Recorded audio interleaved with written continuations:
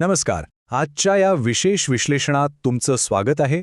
आज आपण एका अशा विषयावर बोलणार आहोत जो प्राचीन वैदिक परंपरा आणि आधुनिक विज्ञान या दोन्हींना एका धाग्यात जोडतो, आणि तो विषय म्हणजे गोमूत्र अर्क.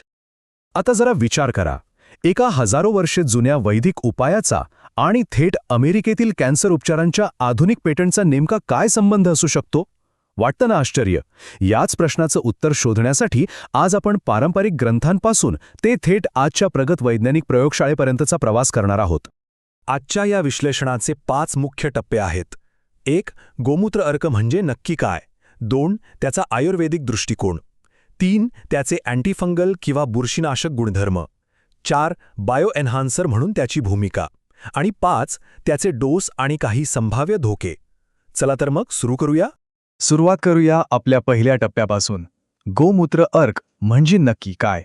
सगळ्यात आधी एक गोष्ट अगदी स्पष्ट करूया. आपण इथे कच्च्या गोमूत्राबद्दल नाही, तर एका निर्जंतुक डिस्टिलेट किंवा अर्क स्वरूपाविषयी बोलत आहोत. प्राण्यांपासून मिळणाऱ्या कोणत्याही गोष्टीचा सेवन म्हटलं की मनात थोडी शंका येतेच, बरोबर? पण अर्क प्रक्रियेमुळे याचा तो मूळचा उग्र वास पूर्णपणे निघून जातो आणि हे औषध जास्त काळ टिकवता येतं.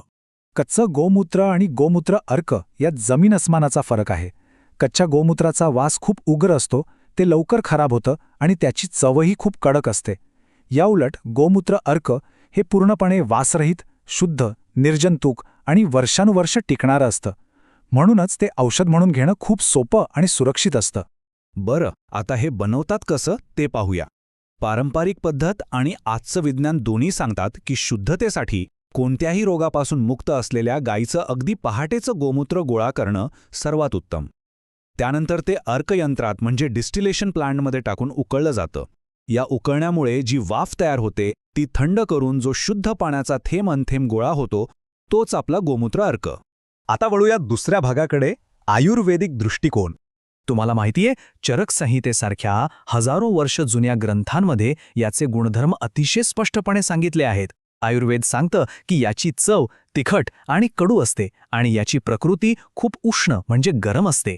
शरीरातील कफ दोष कमी करण्यासाठी आणि तो संतुलित ठेवण्यासाठी हे अतिशय प्रभावी मानलं गेलंय. फक्त दोष संतुलित करणंच नाही, तर पारंपरिक वैद्यांनी याचा वापर अनेक गंभीर समस्यांवर केला आहे. अगदी खास सुटणं, कफामुळे होणारे त्वचेचे आजार, आतड्यातले जंत, अंगावरची सूज आणि लठ्ठपणा यांसारख्या आजारांवरही गोमूत्र अर्काचा उपयोग एक महत्त्वाचं औषध म्हणून शतकानुशतके केला गेला आहे. आपला तिसरा टप्पा खूपच रंजक आहे, अँटी फंगल सुपर पॉवर्स किंवा बुरशीनाशक महाशक्ती. आता आपण जरा आधुनिक विज्ञानाच्या चष्म्यातून पाहूया. आजकाल डॉक्टर एका मोठ्या समस्येशी लढत आहेत, ती म्हणजे अनेक प्रकारची बुरशी किंवा फंगस आता नेहमीच्या औषधांना दादच देत नाहीये. पण आश्चर्यकारक गोष्ट अशी की पीअर रिव्ह्यूड वैज्ञानिक संशोधनात असं सिद्ध झाले की हा प्राचीन अर्क या रोगकारक बुरशीची वाढ रोखण्यात यशस्वी ठरतोय. आणि जसं अर्काचं प्रमाण वाढतं तसं त्याचा प्रभावही वाढतो. विज्ञानाने हे सिद्ध करण्यासाठी कॅन्डिडा नावाच्या बुरशीच्या अत्यंत जिद्दी प्रजातींवर प्रयोग केले.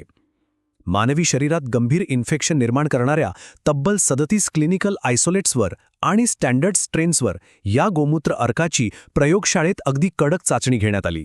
आता हे आकडे ऐकून तुम्ही नक्कीच थक्क व्हाल. जेव्हा या अर्काचं प्रमाण 25 किंवा 35% असतं, तेव्हा साधारण 21% बुरशीला अडकाव होतो. पण जसंच तुम्ही अर्काचं प्रमाण 50% नेता, तशी तब्बल 75% अधिक बुरशीची वाढ जागीच थांबते. आधुनिक विज्ञानासाठी हा एक खूप मोठा आणि महत्त्वाचा पुरावा आहे. चला आता येऊया या विश्लेषणाच्या सर्वात महत्त्वाच्या आणि धक्कादायक अशा चौथ्या भागाकडे, एक उत्कृष्ट बायो एन्हान्सर. सगळ्यात आधी बायो एन्हान्सर म्हणजे काय ते अगदी सोप्या भाषेत समजून घेऊ. बायो एन्हान्सर म्हणजे असा घटक जो मुख्य औषधाला शरीराच्या पेशींमध्ये खोलवर पोहोचायला मदत करतो, अगदी एखाद्या VIP एस्कॉर्ट सारखा. यामुळं औषध वाया जात नाही आणि कमी मात्रेत औषध देऊनही खूप चांगला रिझल्ट मिळतो. आणि आता हे ऐका, 80 मायकोबॅक्टेरियम स्मॅग्मॅटिस नावाच्या जीवाणूविरुद्ध लढताना रिफॅम्पेसिन या अँटीबायोटिकची ताकद या अर्कामुळे तब्बल 80 पटींनी वाढल्याचं दिसून आलं. विचार करा, 80 पट. एका साध्या नैसर्गिक अर्कामुळे आधुनिक औषधाची शक्ती इतकी प्रचंड वाढू शकते, हे खरोखरच अविश्वसनीय आहे.